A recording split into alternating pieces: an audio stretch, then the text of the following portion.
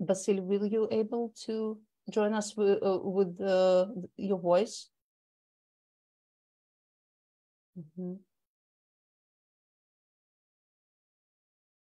We used in Ukraine to have not very stable connection, especially after the shellings last autumn. But seems it's now not only in Ukraine. Yeah.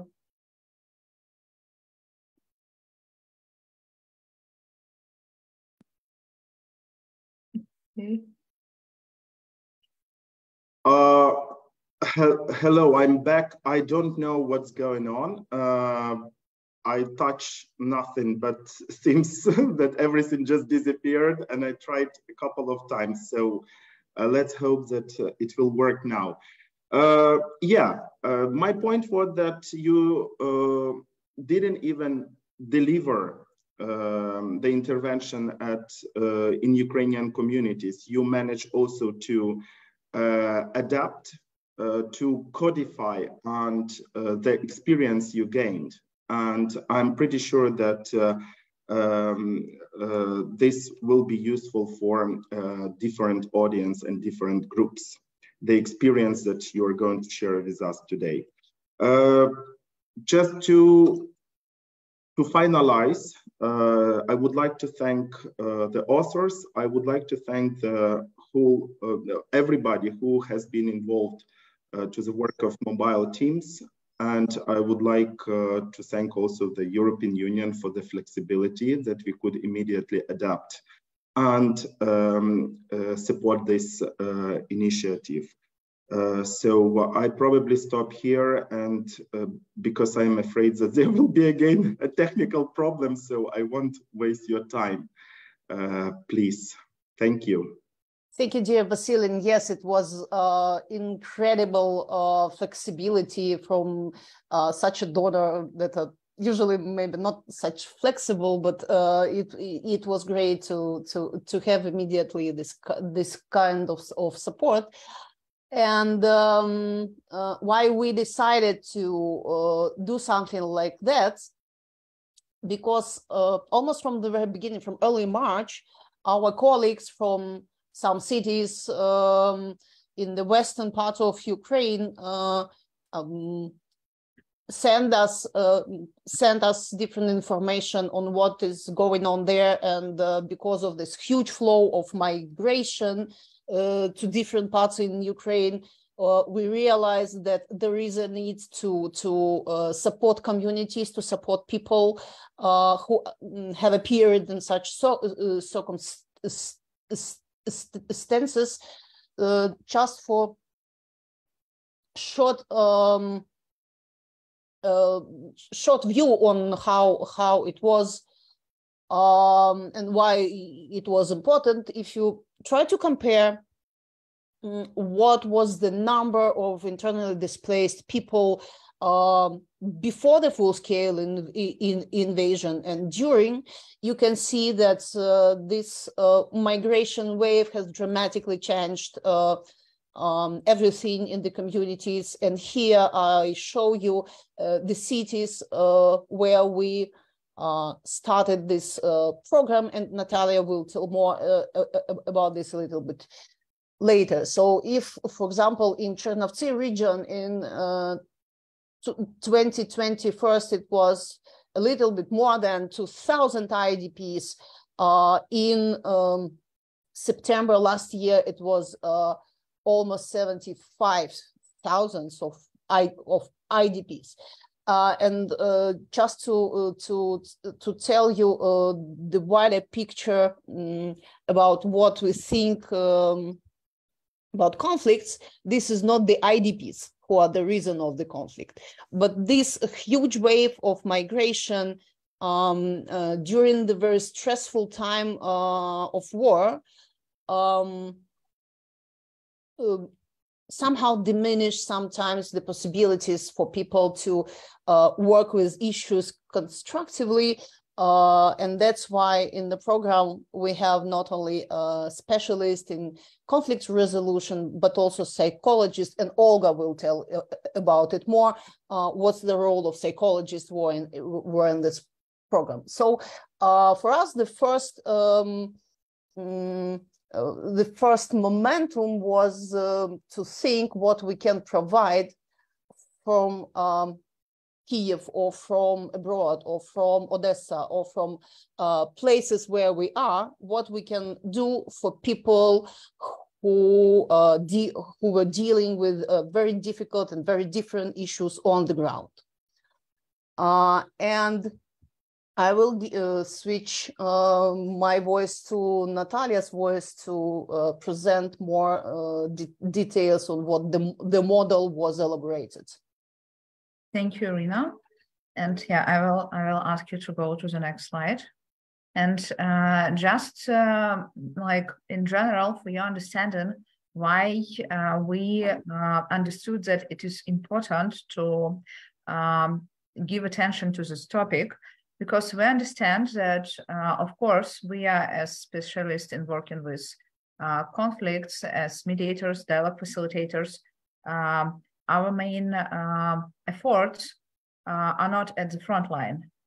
So we are those who will help Ukraine, and we are those who see how we can help to Ukraine to win the peace after Ukraine will win the war.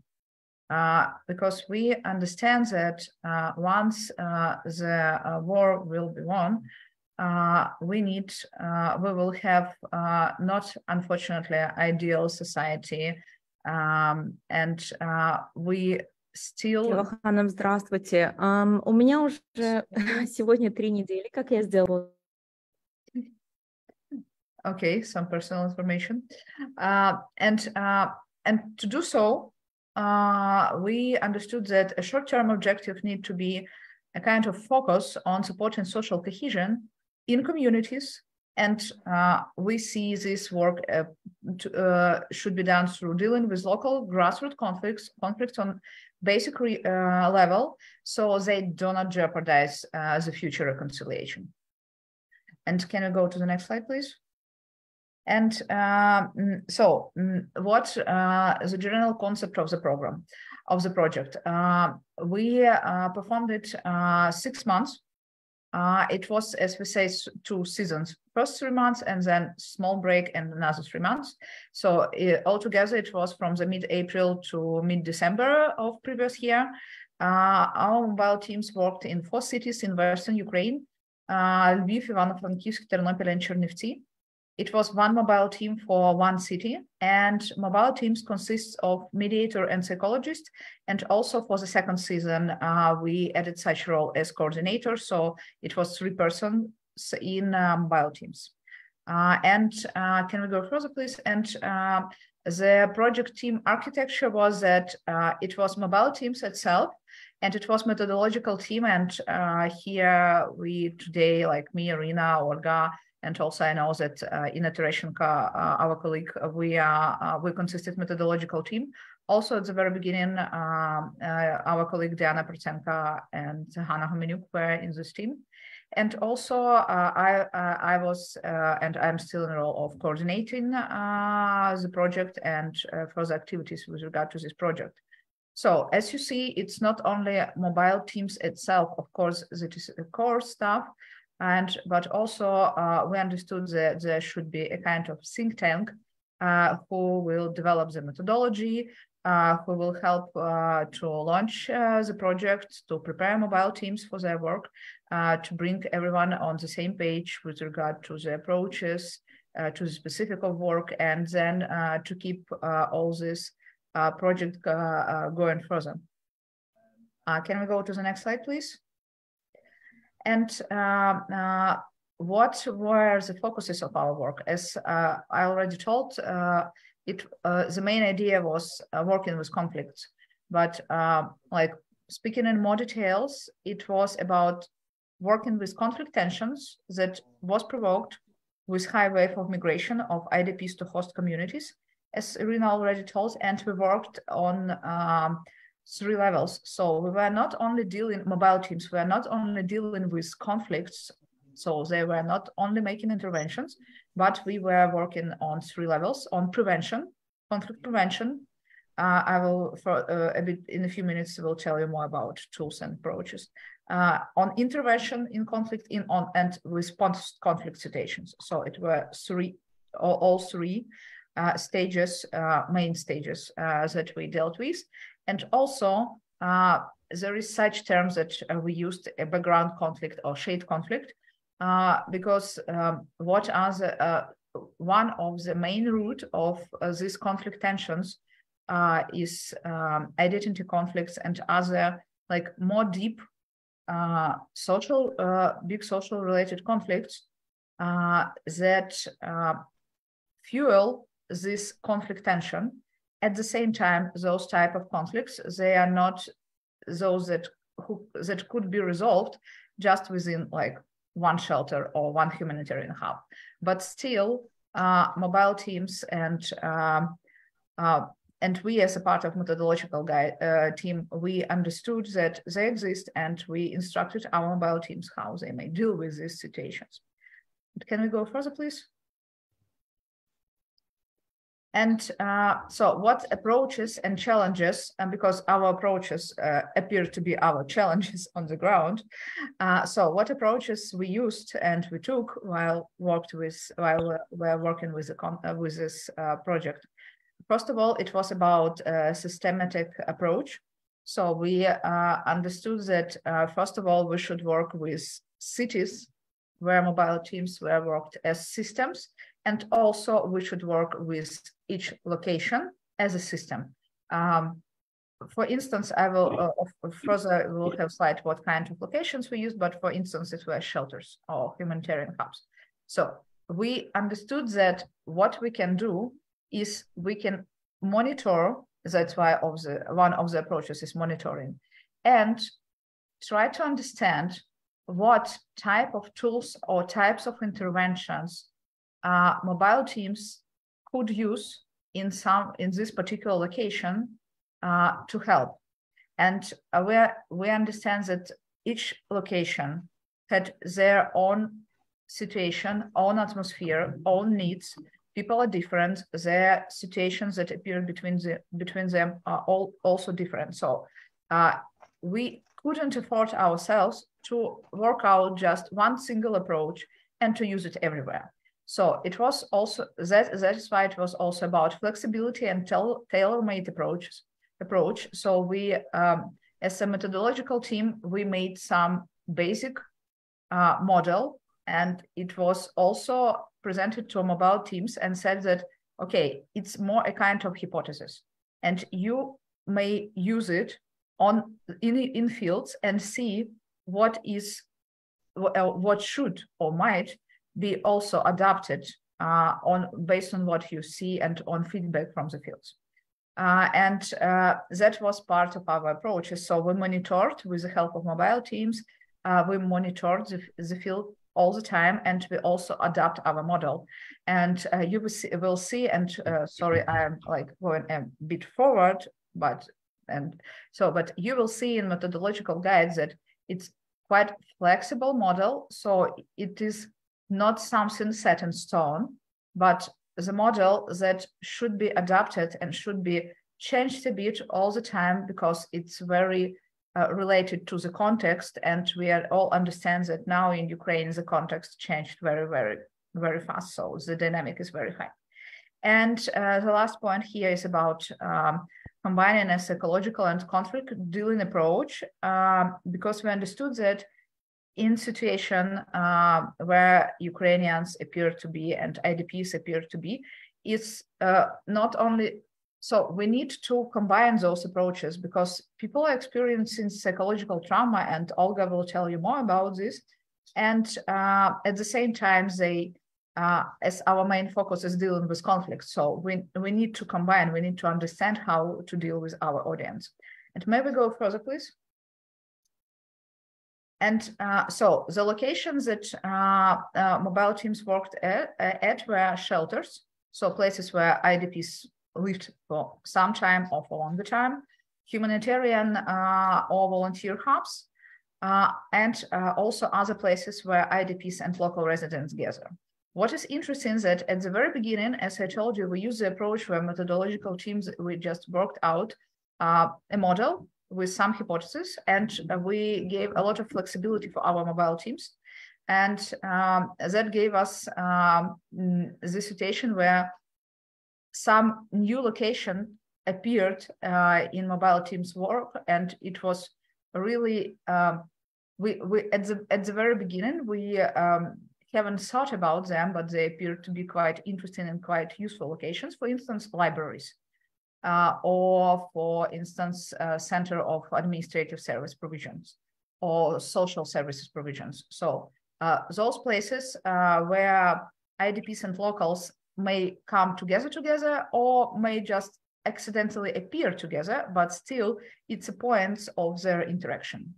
And speaking about target audiences, of course, it were IDPs, but not only them, because we understood very quickly that if we deal with locations like shelter or humanitarian hubs, there are not only IDPs, definitely there are also volunteers. And of course, partly of them, a big part of them are IDPs, but not only IDPs, also a lot of locals, and some we know, and we're grateful for the support of international community. So volunteers were also people not only from Ukraine. And also, speaking about locations, there are locations administrations. If shelter was in school, it's school administration. And this school administration usually was not prepared for hosting people in times of war. So they also needed some support with regards how they may organize this work and how they may work with this situation, not to create new conflict and just to keep everything going as smoothly as possible at their locations, considering the circumstances. And also local residents in place of interaction with IDPs. And you see the asterisks there because like we understood and we included intentionally this target audience in second season, since we were like learning through doing, and we understood that, okay, now this kind of audience is also should be our target audience, our target audience, and we should work with them. Next slide, please. So next two slides about key functions of mobile teams and of methodological team. So speaking about mobile teams, I will not go through all of them, but you see that we use also this approach of conflict prevention and dealing with conflicts or conflict interventions. Not necessarily interventions. And also we instructed and we discussed with team how they may use, what tools they may use for doing so. So when we speak about conflict prevention, how they may do this. And so we understood that, okay, it might be a kind of on-site educational events in shelters, in humanitarian hubs on topics that might be of interest of IDPs and still within the main topic of our project. So what is conflict? How it manifests itself? How it what are the stages of the conflict, and also about psychological trauma and so on.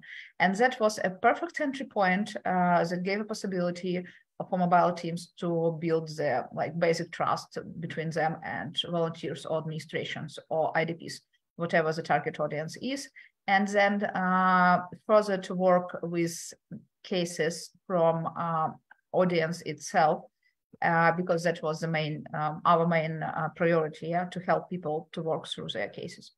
And for doing so, so mobile teams had not only to work with the cases, but they needed to observe what's going on location, then to understand where they might be the most useful interventions. Yeah, so what they can do, this mobile team of psychologists and Mediator would be the most useful now for this particular location, for this particular people.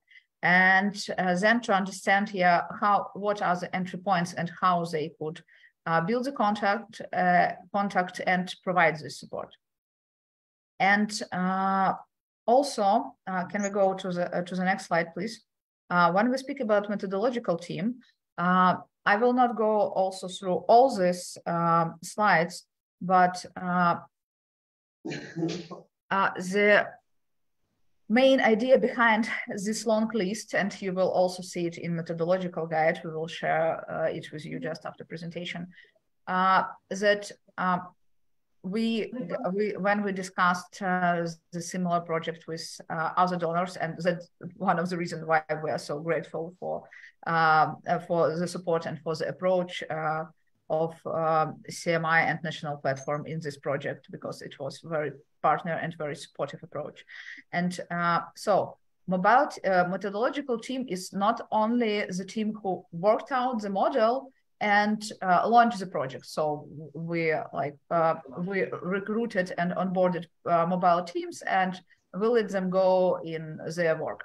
No, the practice has shown us that it is really important not only to recruit and train those people, additionally train. So there were people very expert with good expertise in psychology and in mediation and working with conflicts, but still, I hope the presentation. I will get back. Yeah.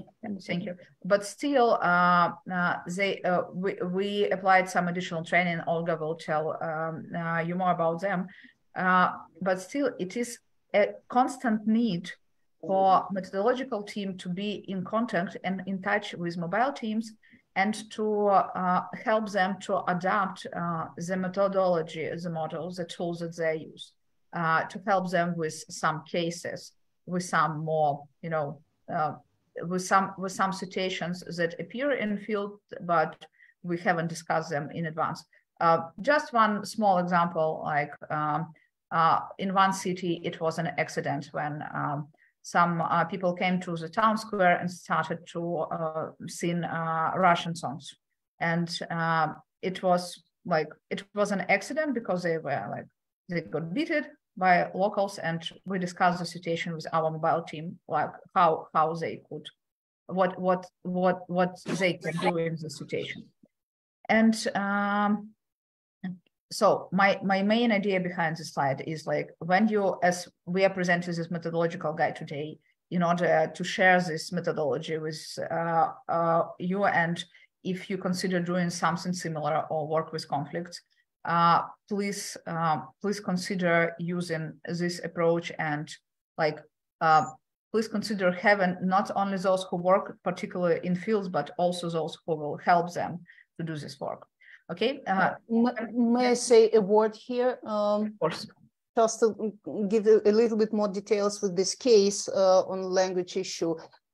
We decide that this is not in the competencies of mobile team to work directly with these young guys and the authorities in the city, but we understood that this situation in the city can influence people in the shelters, where some of them are still Russian speaking, and then because of this situation, they could have different problems or issues with this topic of the language. So together with mobile teams, we elaborated a kind of approach how we can help people to live through such community conflicts, and how and where they can get resources to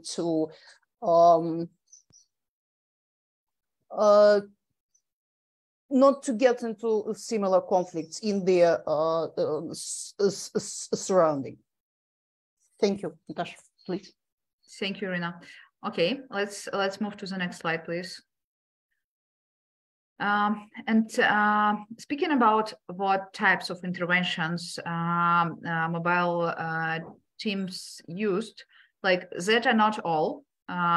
We encourage them to be quite creative, and there were some also micro tools that they used. So they're like main main kind of interventions. And as I already told you, it was about educational events that seems to be a very good tool for conflict prevention, as well as very good tool for and as very good entry point for dealing with locations, for building trust with locations, and for building trust with IDPs for further discussion of particular cases that they have.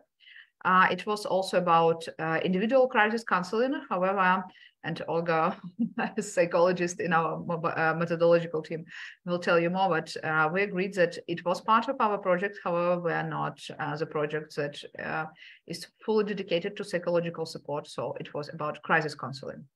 It was also about group counseling on different topics. And we understood very fast that, for instance, volunteers, those people who were usually not trained in being volunteer for a long time, not trained in effective communication and so on. And they need this support. They need not only educational, some support, but also a possibility to gather together and discuss what's going on, to reflect on what they're living through. And that also will help them to refuel their resource, because they are the people with whom IDPs dealing, and the way they are dealing with IDPs creates a general atmosphere for IDPs themselves. It was also about adaptation and integration events.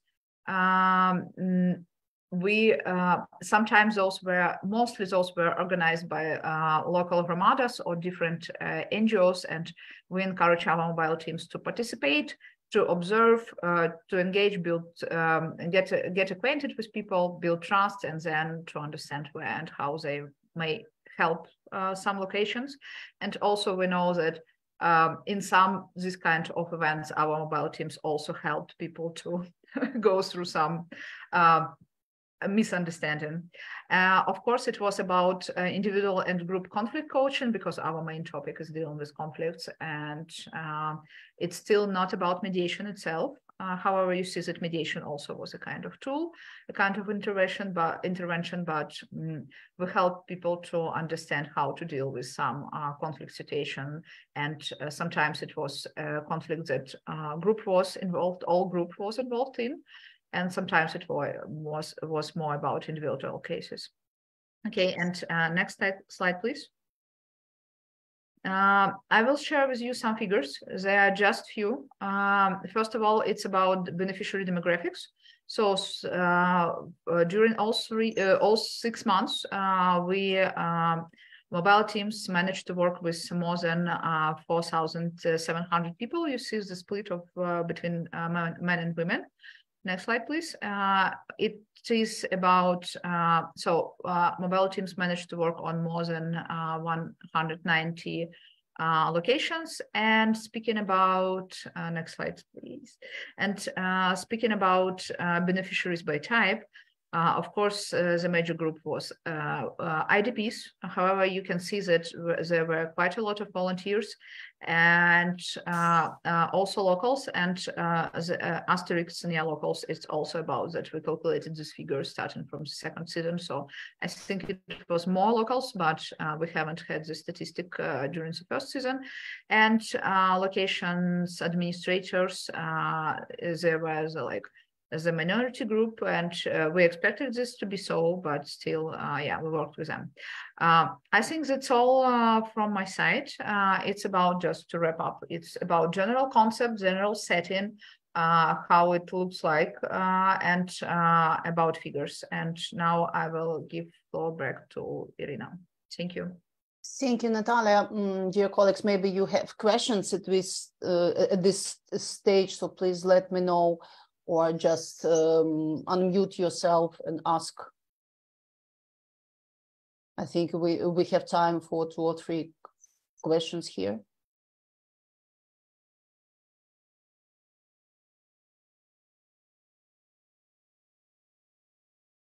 And if we don't have questions now, I will continue with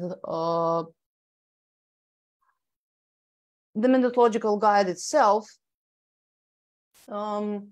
Here you see, I hope you can see our table of content.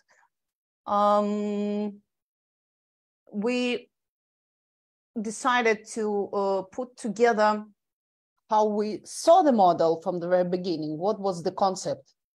And then we elaborated another part on how in reality implementation went, in order to show how this flexibility really worked for teams and for us as methodological team.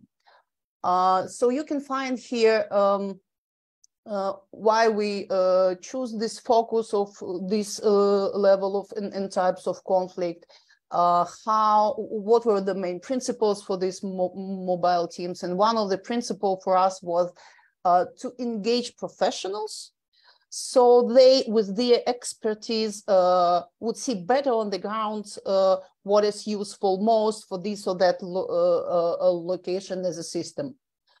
We describe how we engaged our professionals into mobile teams and who can implement this concept from our point of view. In implementation parts, we mostly write about how it really went. For example, in the beginning, we thought that here are a few workshops that we need to provide to our mobile teams, and these are workshops on conflict studies, on psychology in crisis psychology and trauma, some methodological workshops. But during the process, we heard different requests from our mobile teams. For example, one team came with the request on how to talk about war. This is a very sensitive issue. This is a very painful and emotional topic. And we elaborated certain workshops on the request of our teams. There was a workshop on language, how to deal with language issues, or for example, we decided to have an offline training on how to facilitate group processes. Not exactly the dialogue processes, but how to facilitate, how to work with the groups, because for some psychologists and mediators, this part of work was not that developed, and we saw the necessity to provide this tool as well, or different tools for facilitation. We also realized during the process that intervisions and supervisions are important. The differentiation for us that in intervision, we give the floor for the teams to exchange experiences, to exchange issues they dealt with to get this sense of what issues they have in all the cities, like on the system level, and what is the specific of each city, and what decisions for prevention or for work with conflicts they elaborated in their teams. For the supervision part, it is more like when one team from this city or from that city were addressing us as a methodological team, a kind of question, and we could go deep into the situation in the current city, in this or that city, and discuss what can be done with this or that cases. For example, because some shelters were organized in children's summer camps, in the end of May, in some places, IDPs were informed, like in 2 weeks, the shelter would be closed. And we elaborated together with the mobile team from this current city, who requested us to help with this situation. We elaborated a kind of coaching conversation that would help IDPs to gain control over their life back, and what steps they could take in order to decide what will be after the closing of the shelter, what they can do, what could be their next activities. You also will find some recommendations, and I will tell more about recommendations for those who want to join such projects, or for those who want to organize something like that with these approaches. There are also some examples of the cases.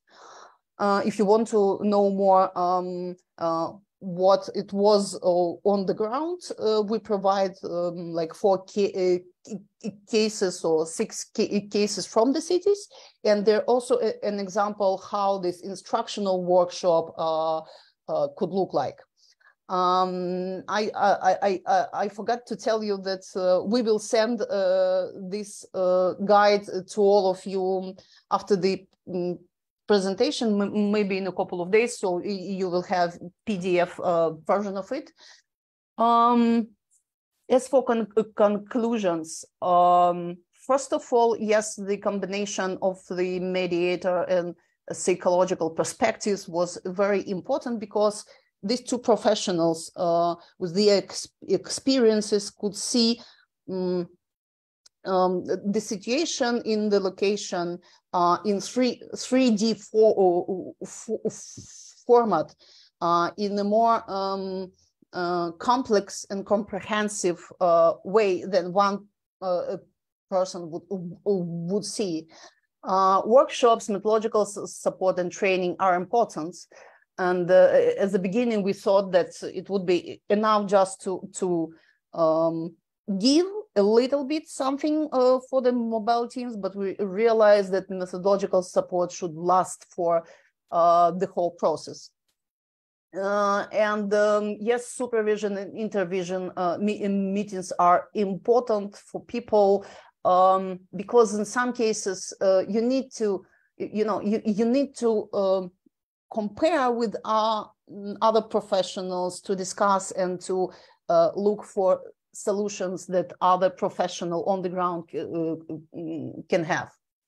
And the structure of the project team, we would say that this is an important part as well.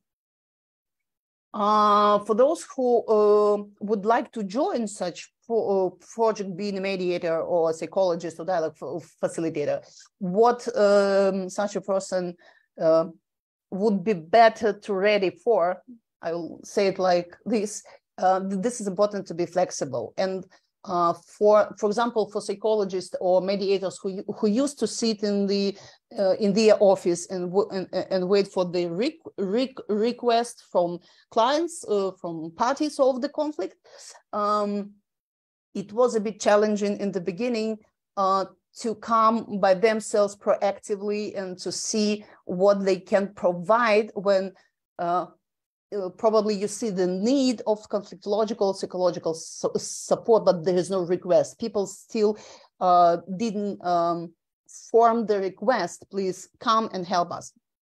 So be flexible and be proactive. We also discuss a lot, what does it mean to be neutral? Both for psychologists and mediators, the neutrality in the peaceful time and the neutrality during the war are a bit different. And for example, another principal moment for us was that mobile team should include a local person, an IDP as well. So the neutrality we can reach when we have representatives of like both groups, locals, hosting community, and the IDPs. Be creative and develop new approaches and methods.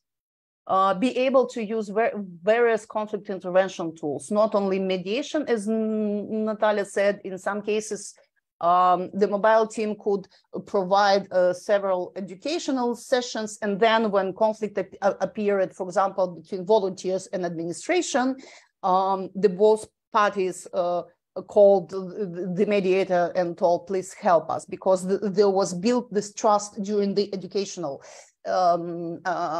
sessions. At the same time, there were cases when the educational part turned to a real dialogue because tough issues or emotional issues appeared during the training or educational thing. And it is also important to be able to work together, because for us, the mobile team is not a process when, okay, mediators works with something, then psychologists work with something.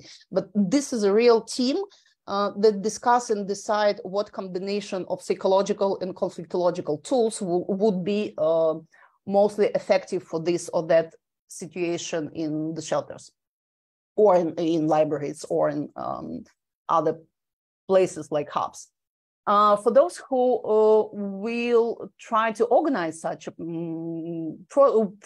project with this level of freedom and flexibility, we decided to separate things, what you can plan and what you can hardly plan, and what you probably will not be able to plan ahead.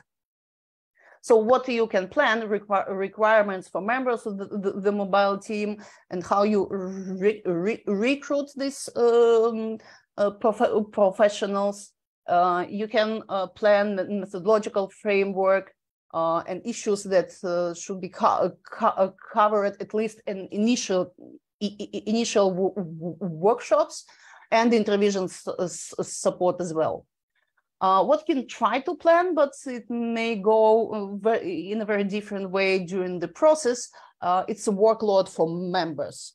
And from the very beginning, we discussed with our teams that self-care is an important part, and that they decide on themselves what case or what location they can take and work with, or for example, with what case it is better to provide this situation to other colleagues in other projects that work with conflicts in the communities, because with the instruments and tools that mobile team has, it would take too much energy and efforts, and we are not sure that the result will be there. Or for example, our mobile teams had requests outside of the regional center in the nearest communities. We had some possibilities, like some money for the travel there, but we told and discussed with the mobile teams if they have resources to go outside and work with other locations that are in the smaller communities. And in some cases, they did it. And also the workload for members of the methodological team also sometimes not very predictable when we react to the requests from the mobile teams. We have to find quickly what type of supervision or what type of workshop we can provide to support this or that request. What is almost impossible to plan? What numbers of formats of work mobile teams will have, because they monitor the situation, and then they decide what the constellation of tools would be useful. Is it psychological counseling first and then educational tools, or is it work with administration first and then with volunteers? So you cannot plan ahead for a month that each team will have 5 educational meetings, 3 mediation, and 15 consultations of psychologists. So the number of intervention and what type of intervention in our model is not possible to plan. And for more details how psychological work looks like in these mobile teams with mediator and facilitator, I will invite Olga to tell more. Thank you, Irina.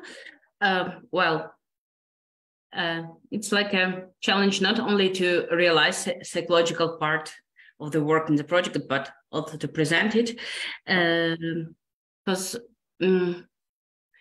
I'm remembering the song "You Never Walk Alone." So psychologist, me as a part of team, and psychologist as a part of mobile team, never walked alone in this project.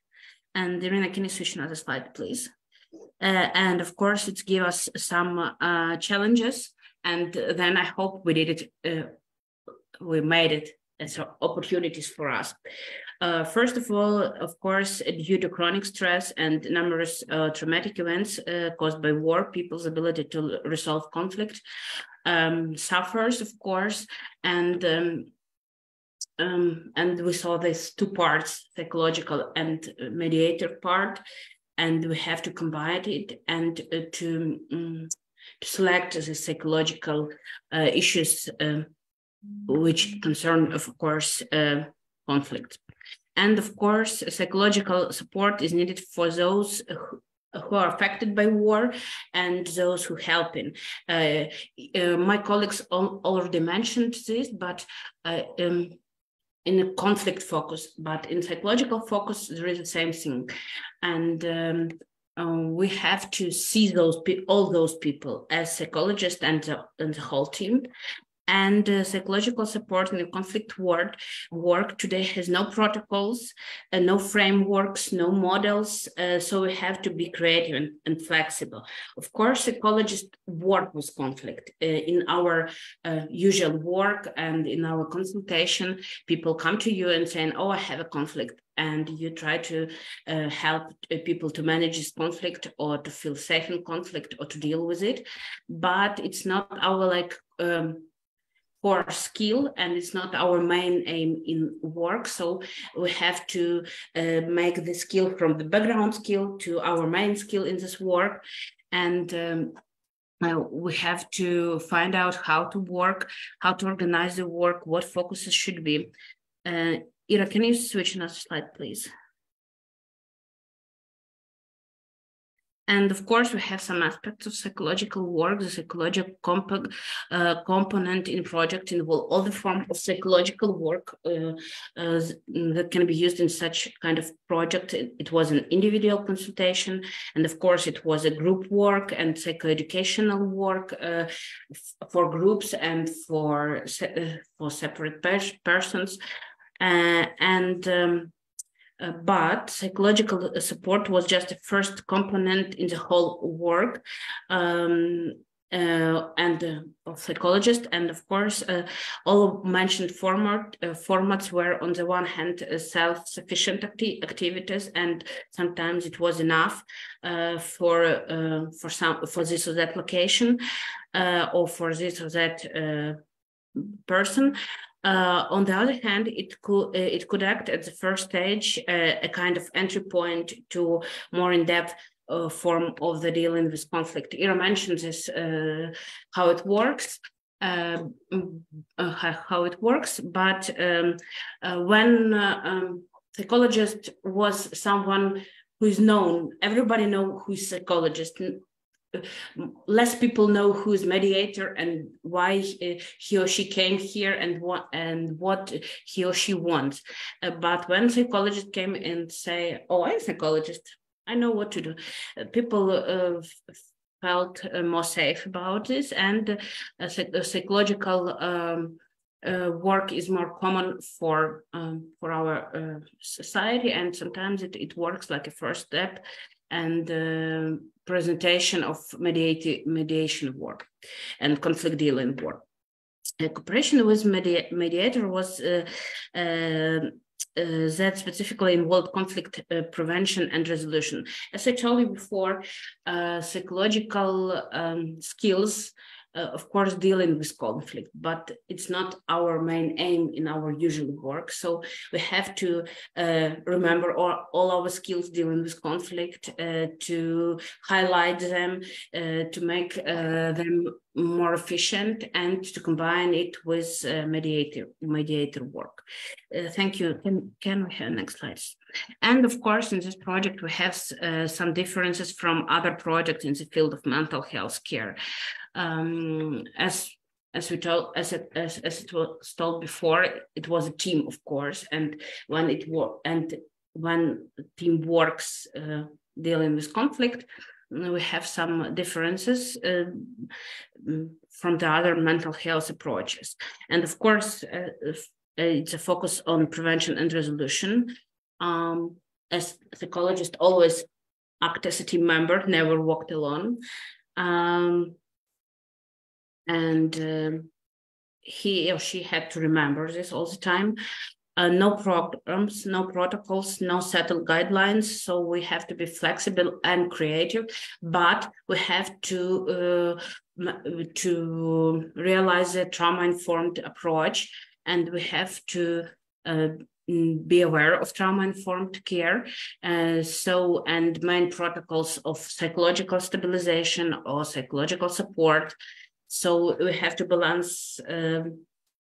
We have to hold this balance between known and unknown, flexibility and rules and protocols, and it was a challenge, of course. Only 3 individual consultations per person, and we tried not to do like pure psychological forms of work, main form of work in the location. So psychologist was active in communication with stakeholders and involved in location. As far as I remember, Ira already mentioned it too. It's not like familiar role for psychologists to go to location and say, "Oh, can I work with you?" So it was a kind of challenge for our teams, but we did it. And we were successful on this. Can we have another slide, please? It's not only about psychological work, but about the whole team works. And I want to emphasize this part of project, which was about intervision and supervision and training process. As it helps us general intervision meetings when all teams met online helped us to experience and to help to exchange experience and to do some reflection. Additional intervision meetings with each team separately. Later, we labeled them as supervision. And of course, we have individual supervision on request. It was like our, it was what we proposed when the project was on the stage of realization, because we saw that team members sometimes have specific issues to discuss, or some problems, sometimes how to deal with this or that specific problem, and we provide individual supervision for team member. Can you provide 1 or 2 examples of specifically psychological supervisions or questions? Supervision or intervision or what? Sorry. Requests from the teams or from psychologists in the teams that you had. Personal supervision I had on the issue. One team member felt not very good and she needed a stabilization session for herself. Another one was on how to do crisis consultation when you have a lack of time and not very comfortable circumstances, and of course this accent of work. Are we doing good? Are we doing bad? What we can do? So work related was work related request mostly. Thank you. Okay, can you go to another slide, please? And so we analyzed our practice with intervision and supervision, and we have now conclusion why it's important to have regular intervision and supervision. Of course, it's because of continuous communication and team building. It helps us to have a deeper analysis of overall situation and each city situation, and of course, work planning and adjustment for each team and the whole project. So we have some issues from this or that team, and we can ask all other teams, do you have the same issues? Should we do the supervision on this or that topic? Should we pay attention for this or that types of conflicts or psychological problems? And maintain balance between conflict prevention, conflict resolution, post-conflict support, and work of psychologists and mediators. So it was one of the topics of our work to hold this balance. And sometimes we saw that team told us, oh, we have 4 psychological events for this week. And so it was a good point for us to ask, and what about mediation? Or from the other hand, sometimes team told we work with conflict, and so we pay attention if psychologist is involved enough in this or that events. Comparing each team's steps with the project task, so as it concerns this balance, but also it helps to analyze their work from the perspective of dealing with conflict specifically, and it helped us to improve team's scope of competences and in various times of situation. Iral already mentioned this language situation. It was a situation when shelter had to be closed, and other types of unexpected for us situation. And we help to, as a part of methodological team, helped, and other team members help each other to deal with this or that situation and to improve competences and our work. Ira, can we go forward, please? And as I told you before, it helped us to increase the level of mutual understanding, expand team members' knowledge regarding the issues they have to deal with, and especially unexpected issues. For example, we have intervention with the core and the core principle of facilitation for psychologists and for psychological aid and crisis intervention for mediators. And it was helpful intervention because it helps team members to feel more safe in their work. Regular training helped us to discuss and find decision dealing with newly emerged complicated cases. I see that I mentioned this 2 times, but it was really important that we can react fast and effective to this newly emerged and complicated cases, as it was March of 2024, and this newly emerged cases was numerous, and we have to deal with it. Can we go forward, please? Here are some examples of workshops that were organized during the first stage of implementation of the project. The workshop on conflict studies, social conflict, conflict intervention, languages issues, psychological workshop, psychoeducation on the impact of traumatic events, psychological first aids, and crisis counseling and feeling of guilt and how to do it, how to cope with it. And by the way, this one, it was a specific intervention on request on team's request. And can I say a word, please? Yeah.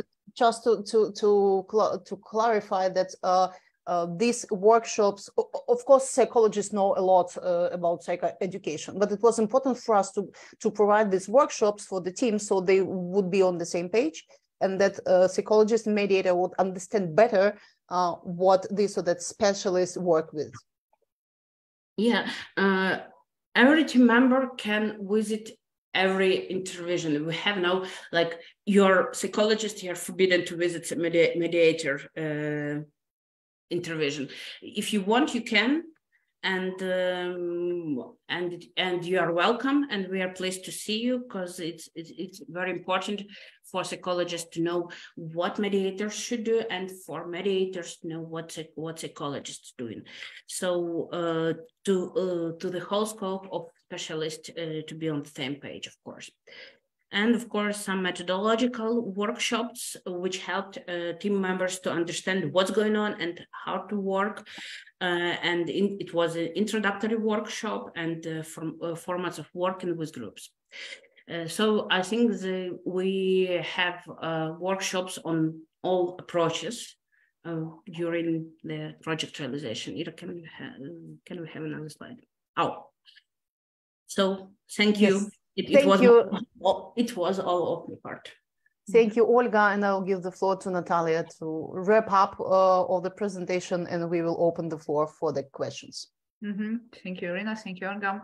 So just to wrap up this, what have been said above, just as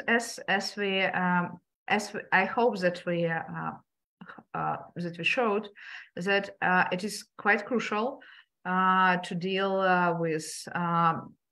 Actually, it's quite important to deal with conflicts on all levels, but what we can already do is to deal with conflicts on grassroots level and in communities, and to help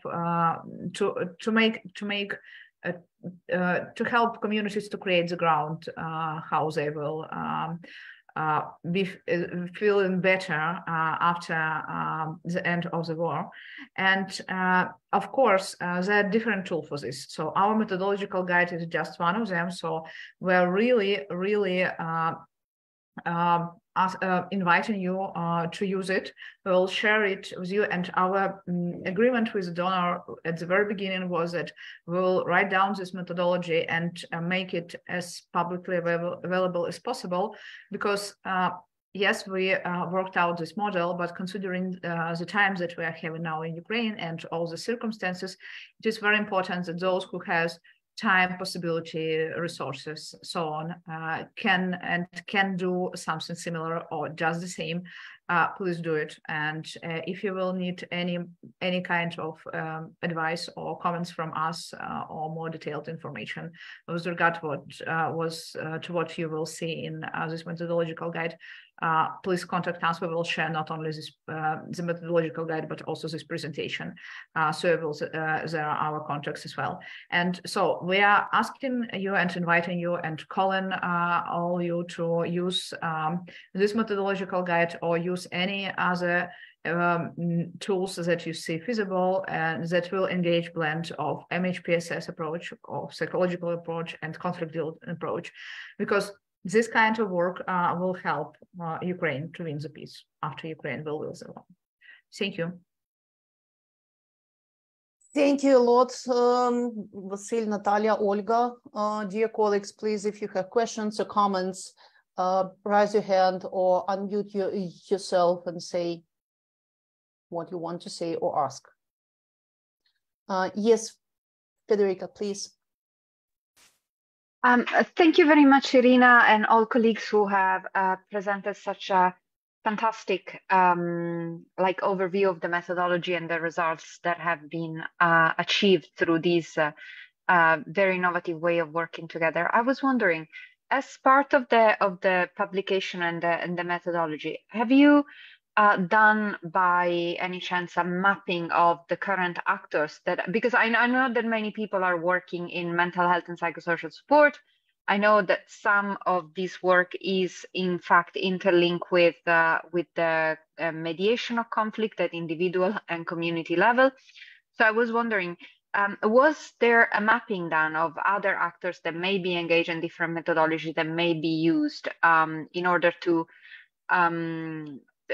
address these two issues together? I'm asking because I think it would be very important that this doesn't remain isolated example, but as much as possible becomes part of the way things are done, so it gets somehow institutionalized. And I was wondering whether there is a bit of an understanding on who else could be applying methodologies that are similar in even just in this space of immediate response. Thank you, Federica. I will start with answers. Maybe Natalia, Olga, you will join. Well, we didn't do mapping because, well, actually in March it was quite difficult. March last year, it would be quite difficult to think about mapping. at that moment, but we are in contact in other different projects with some of them. As I mentioned, we are in contact with them, also taking into account that some cases we can share with them in their competencies, like with Svetlana Petrova, with her project in, I'm not sure if I can pronounce it in English, but they have another, a bit different approach to the conflicts in the communities that includes also local authorities. We also in contact with our colleague in Poltava region, for example, who has a bit different approach and a bit different methodology.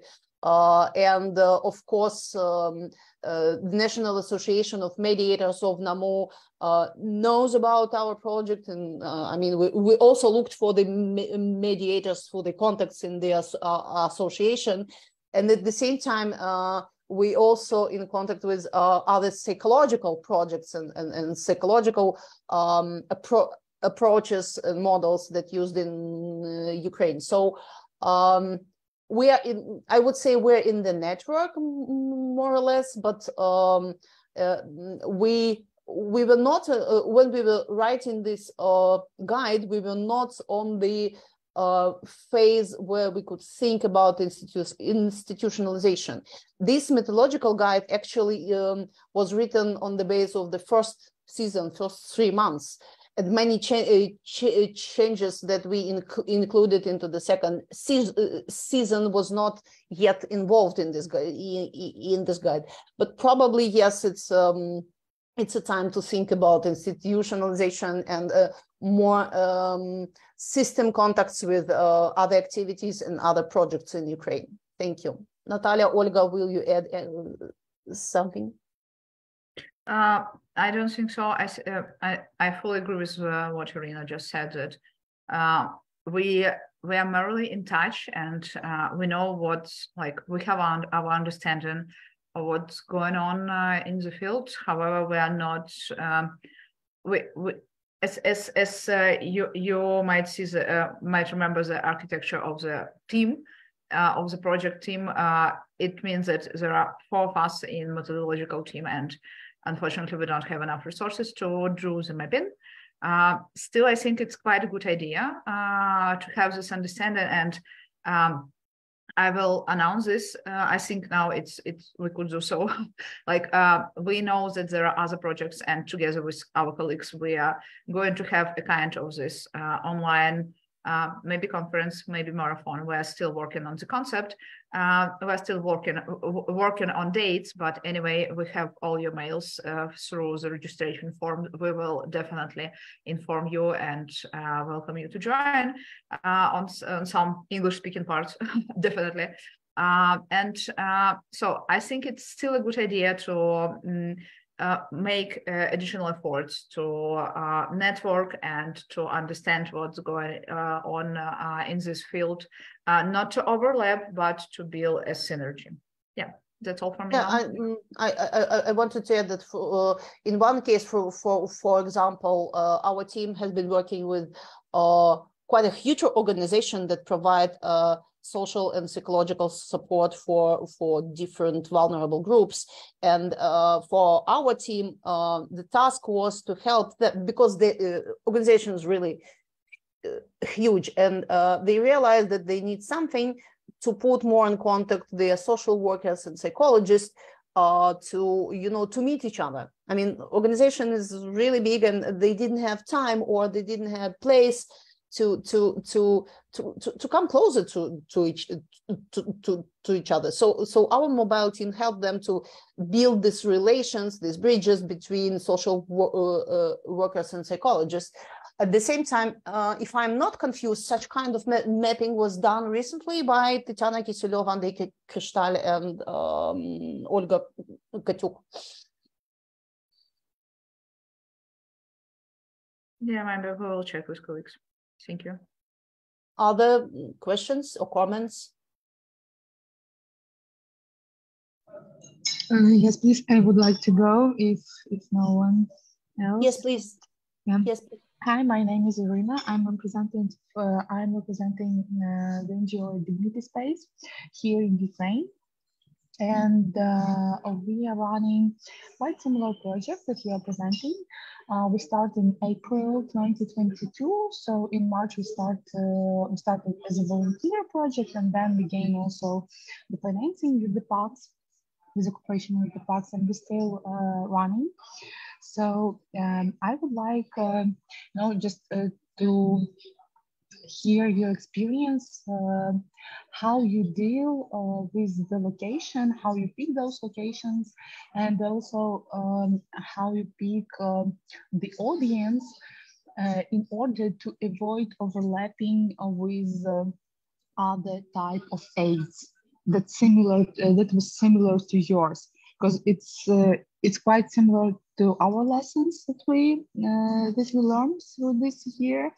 And I heard a lot of really similar lessons that we learned. For example, that part when you mentioned that it's really hard to plan how many activities and which exact activities will be through the month if it goes about mobile team, because first they analyze the situation and only that they pick the exact activities. So yes, but my question is what instruments and what approaches did you use to avoid overlapping with other projects that provide a different type of aids?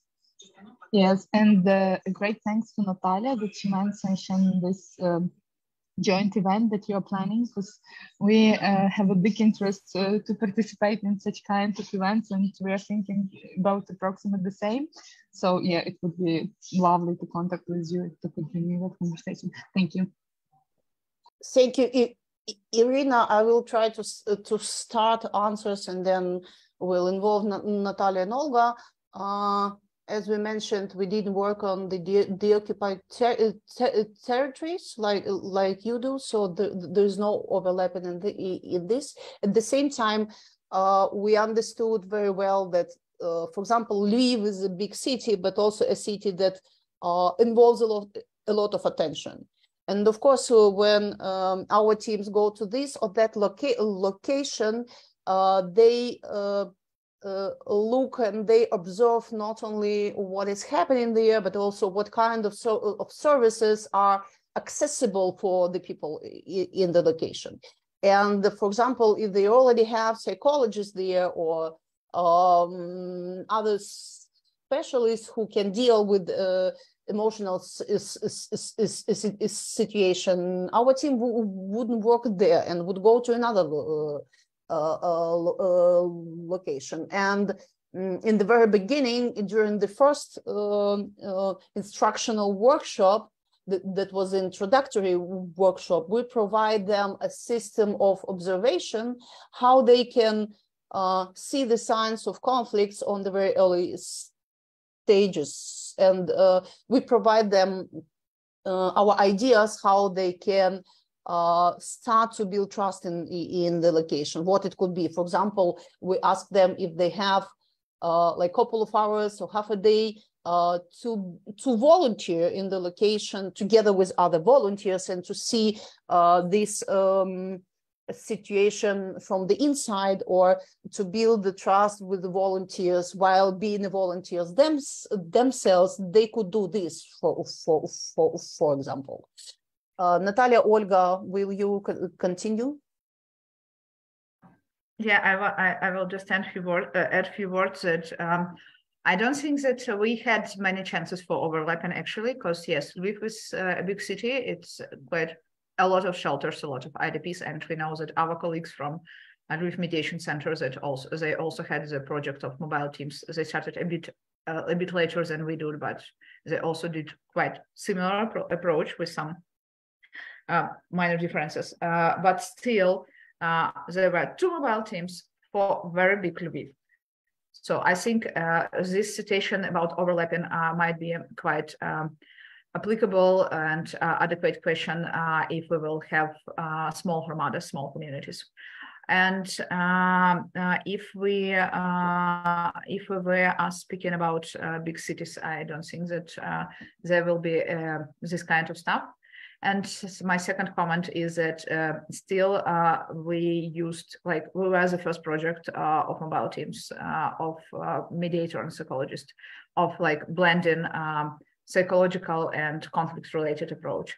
And we know that our mobile teams told us that there are quite a lot of projects providing psychological support, but their focus is very different. So they're just helping people. It's still very important, but our focus is that we're dealing with conflicts.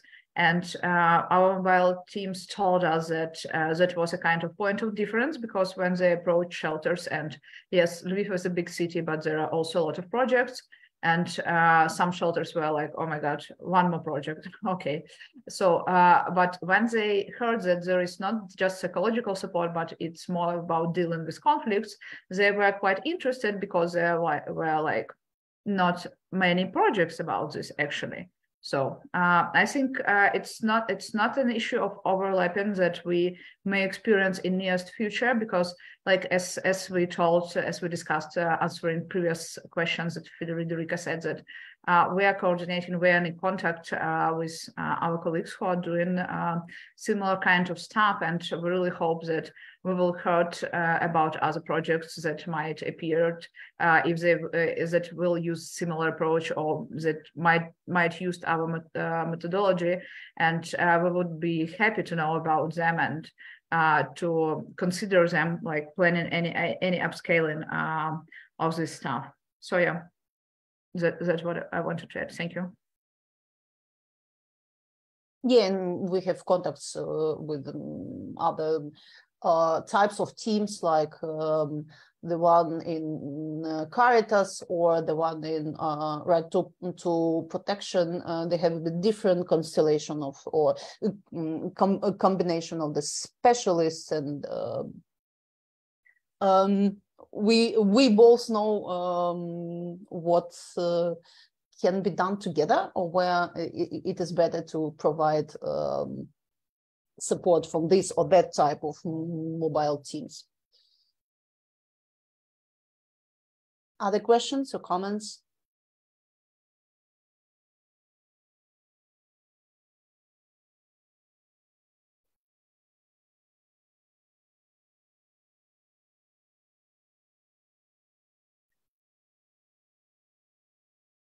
Mm-hmm. Yeah, welcome, Marina. Thank you. Mm-hmm. Okay. If there is no further questions or comments.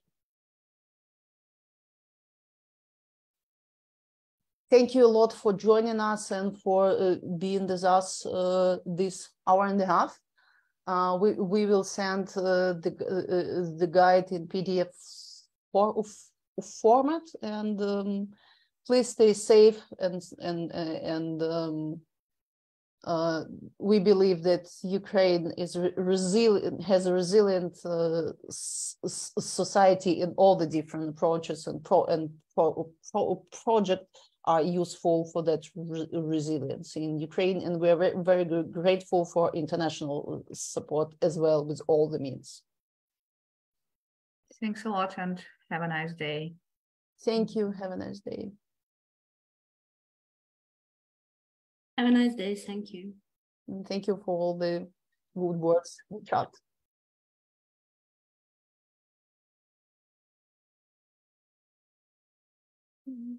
How can I stop Facebook translation? Yeah. Mm-hmm. Я не понимаю, как это остановить.